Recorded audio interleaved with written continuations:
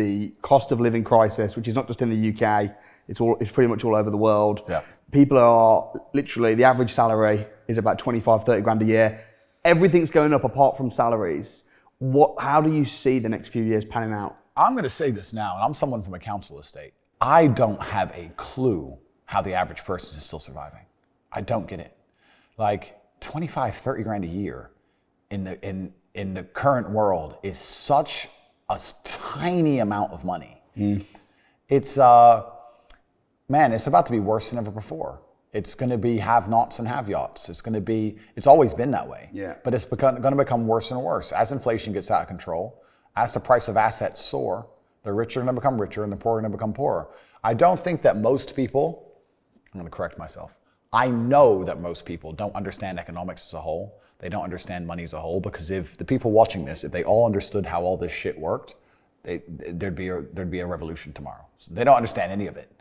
But it's very difficult for a government to even pretend to give a shit about the average person to me, because I understand how all this works. So the government comes along and decides to give out free money. The average person in the middle or at the bottom goes, wait, free money, government cares about the poor person. No, they don't. Let's keep it very simple. Let's say they gave every person in the UK £1,000. They're either going to save that money, or they're going to spend that money, or they're going to, let's say, invest that money. If they spend that money, which is what 90% of them would do, it goes to corporations, making the corporations filthy rich. The stock price of Amazon during COVID went to the moon, because everyone's sitting at home bored, just buying stuff, right? So there's less corporations than there are people. So let's say you give everyone in the UK £1,000. A lot of that money goes to one guy, Jeff Bezos. The rich get richer, just like before. Let's say they invest it. Well, they're going to invest it in what? The stock market? Well, that increases the share price of companies. Who owns companies? Rich people. Let's say for somehow 200 of these people are best friends and they're never going to argue, and they get together and they get £200,000 and they buy a house, for example. That's still going to raise the price of housing on that street. The house owners, the homeowners are going to get richer. The people who already own things, the asset owners, are always going to get richer. No matter what you do, the people who are poor are always going to get poorer, and the asset owners are always going to get richer. Yeah. And it's running away now to a point where the chance of buying a home on the average salary is near on impossible. I mean, you know some hacks, you know some things about it, et cetera, et cetera.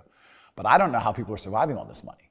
Because I come from a council estate in Luton, that's fine. But now I'm living in a world where I can talk a bunch of rich people stuff right here. For me, it's very normal now to jump on a jet from Bucharest, where I live in Romania.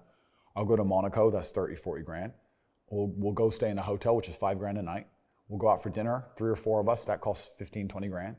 We'll have a business meeting, and I'll jet home. I'll spend 250,000 pounds in a weekend to go to a meeting. and I'm not the only one doing it. There's 30 other guys there doing the same thing. Like, I don't think people who are working normal jobs understand that there are people out here making such ridiculous sums of money. And that would be the hardest thing for me if I ever had to get plugged back into the matrix and work for 30 grand a year, is not the wage, just knowing how badly I'm being wrecked. Yeah. I'd be like, knowing how much I'm being screwed would just upset me. But yeah, it's going to get harder and harder. It's not going to get any easier. The government has no power to legislate money into the hands of the poor. They can take more money off the rich, or they can attempt to. We can talk about that in a second, because they really can't. But they can attempt to take more money from the rich. But throughout the bureaucracy and the way the machine works and the corruption inside of every government, by the time let's say they take 100 million, let's make it easy numbers, maybe 30 million of it might end up kind of somewhere a little bit. And then we have the same problem we discussed earlier. The poor people just spend it, goes back to the rich people.